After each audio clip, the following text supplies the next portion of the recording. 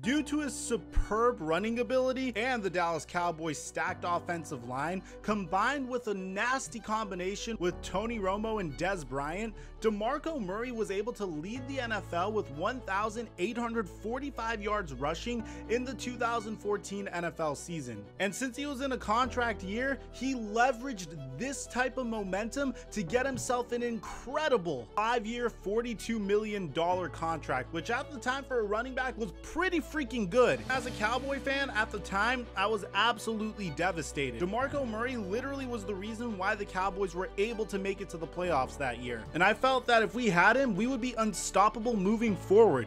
But Chip Kelly came by and poached him and signed him to the Philadelphia Eagles, which was even stranger considering the fact that Chip Kelly traded away LaShawn McCoy for Kiko Alonso to sign DeMarco Murray. But at the time, DeMarco was also lured by the fact that his former quarterback in college football, Sam Bradford, also went to the Philadelphia Eagles, and he was excited at the prospect of reuniting with him. The Philadelphia Eagles were a subject of a lot of conversation that offseason, considering how many changes they made to their team. Players like Deshaun Jackson were no longer there, although that was way prior to that offseason. Players like Jeremy Maclin no longer there. Some people went as far as to call Chip Kelly a racist. In his only year with the Philadelphia Eagles, DeMarco Murray only rushed for 702 yards. That's 1,100 yards less than what he had the year prior with the Dallas Cowboys. DeMarco Murray would eventually find himself getting traded to the Tennessee Titans alongside a 4th-round pick for a 4th-round pick. And Chip Kelly, well, he was fired not too long after. And although last year DeMarco Murray was able to average 1,287 yards to go with 9 touchdowns, it didn't even touch his 1,845 yard season with the Cowboys and his 13 touchdowns, but he still proved to be a very productive player. Well, today what we're gonna do is see what would have happened if DeMarco Murray would have stayed with the Dallas Cowboys. To do this, I went all the way back to Madden NFL 16 to simulate his very first year after re-signing with the Cowboys. The reason I did this was because DeMarco Murray was considered to be a 95 overall halfback in the beginning of the season, and towards the end of the season, his overall dwindled to an 84 overall. Dallas Cowboys O-line is still at its absolute peak, as you can see. Doug Free hasn't retired.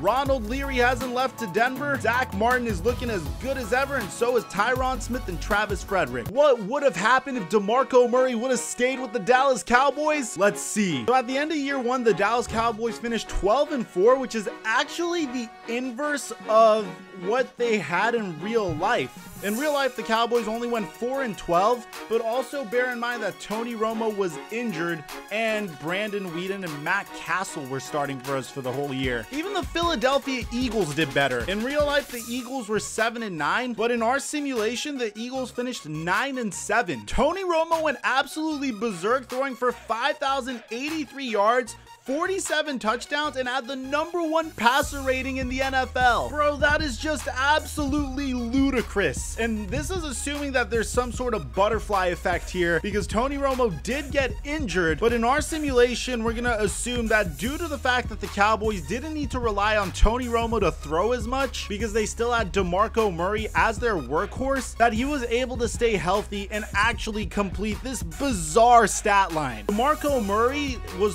3rd in the league in rush yards, 2nd in rushing touchdowns, and 3rd in the league in carries. He came a little bit short of his 1,845 yard year the previous year, but DeMarco Murray still absolutely tore it up with a 5.1 yards per carry average and 20 rushing touchdowns. And considering the fact that the previous year his yards per carry was 4.7, DeMarco Murray without a doubt improved this year. Bear in mind that in real life, DeMarco finished with 702 yards off of 193 attempts. That's a 3.6 yards per carry average, and he found the end zone only 6 times. Aaron Rodgers finished 1st in MVP voting, followed by Tony Romo, and once again, Ron Rivera. I believe this was the year Ron Rivera won Coach of the Year. If not, it was the year that the Panthers definitely made a run to the Super Bowl. Their excellent record, the Dallas Cowboys seem to have earned a 1st-round bye because they are not playing in the wild card, and the Cowboys seem set to take on the 11-5 Minnesota Vikings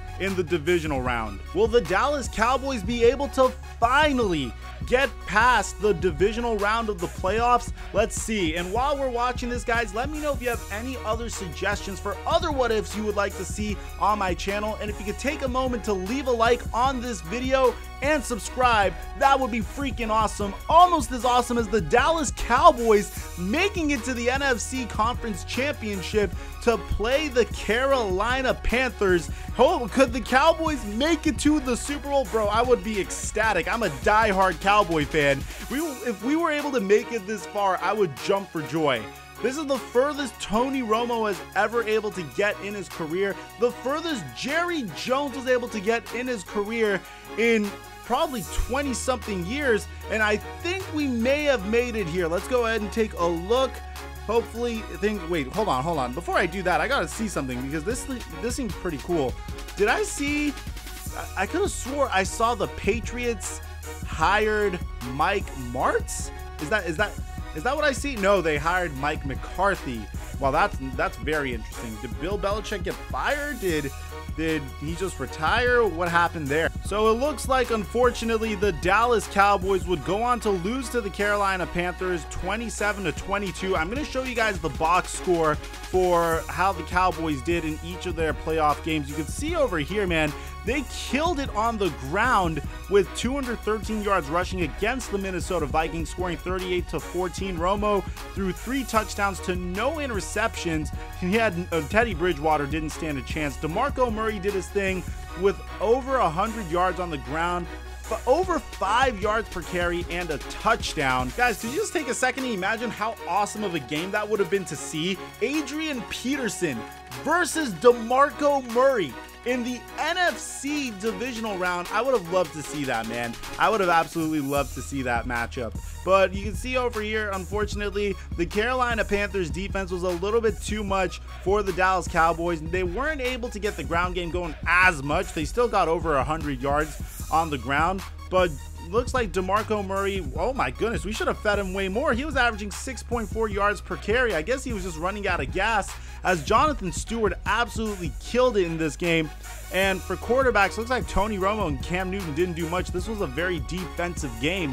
How on earth did the Miami Dolphins get here? I have no clue, but let's go ahead and simulate to the next week because I would like to see who would have won the Super Bowl in this year. So you can see at the end of it all, looks like the Carolina Panthers come away with the Super Bowl win against the Miami Dolphins. Now we're going to move on to Madden 17 to see how DeMarco Murray would have done in his next year on the Dallas Cowboys if he stayed. So going into season 2, there's a couple of major changes that were made as a result of DeMarco Murray staying on the Dallas Cowboys. For one, the Dallas Cowboys don't end up drafting Ezekiel Elliott, mainly because they finished pretty freaking high and they were 12-4, so Zeke never gets to that. Furthermore, they don't even need Ezekiel Elliott because DeMarco Murray has proven to be a very great halfback that has tons left in the tank. So what ends up happening is Ezekiel Elliott winds up on the Jacksonville Jaguars, which means Jalen Ramsey winds up on the San Francisco 49ers. Other than that, there weren't that many changes in addition to that. But also bear in mind, at this point, DeMarco Murray is 28 years old. So can we begin to see him slow down? Let's simulate and find out. So in our simulation, Tony Romo starts instead of Dak Prescott, but the Cowboys still make it to the playoffs and clinch a first-round bye, finishing 11-5.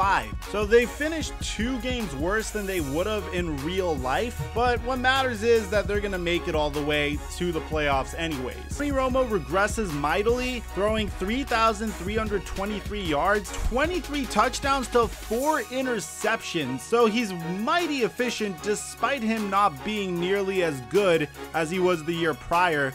I'm assuming he was injured for some of the time because Dak Prescott took over, which means that the Cowboys still get a little bit of a revelation of Dak Prescott and look to the future to hope to groom Dak Prescott to eventually take the reins over for Tony Romo, but that time is not now. DeMarco Murray regresses mightily, only averaging 4.1 yards per carry for 900 yards and 219 attempts. He's able to find the end zone 13 times, but he clearly really isn't the running back that he was 2 years prior. So the Dallas Cowboys go up against the eventual Super Bowl champion Atlanta Falcons in the divisional round. Let's see how they do. And just like in real life, the Dallas Cowboys get knocked out in the divisional round. They're not able to crack 100 offensive rush yards against the Atlanta Falcons offense, and the Falcons offense just goes off on them, bro. Matt Ryan throws 2 touchdowns against Tony Romo. Although Romo had an efficient game, it seems like he didn't get enough from the ground from DeMarco Murray,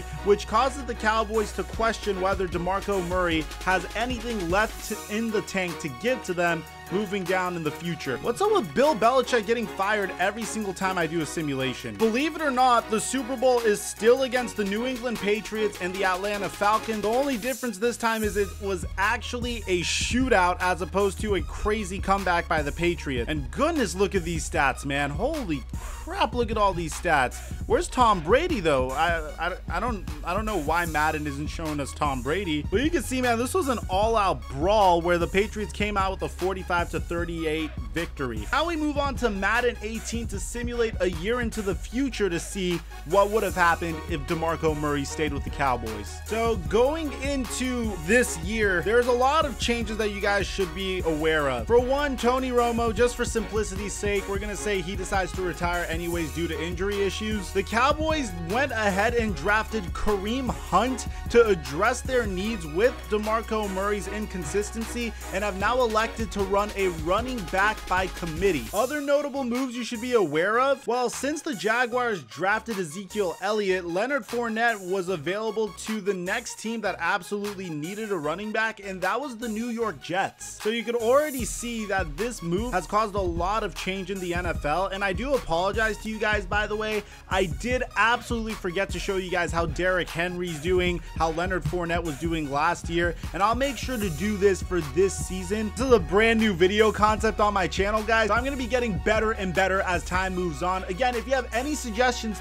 as to other what ifs that you would like to see on my channel, let me know in the comment section down below. Be sure to subscribe and hit that notification bell if you want to be alerted every time I upload a video. We're making this comeback, baby, and I'm having a blast making content for you guys. As here we go, hitting regular season week 17. How are we going to do in our first year of Dak? The Dallas Cowboys finished with an 8-8 record, which is just below making the playoffs. The Philadelphia Eagles went 14-2, which is actually kind of consistent with this year's storyline with them. Dak Prescott had an amazing year, throwing for over 4,000 yards, 32 touchdowns, and 17 interceptions. DeMarco Murray is kind of now the second back in Dallas, averaging 3.4 yards per carry, 7 touchdowns, while splitting the backfield with Kareem Hunt.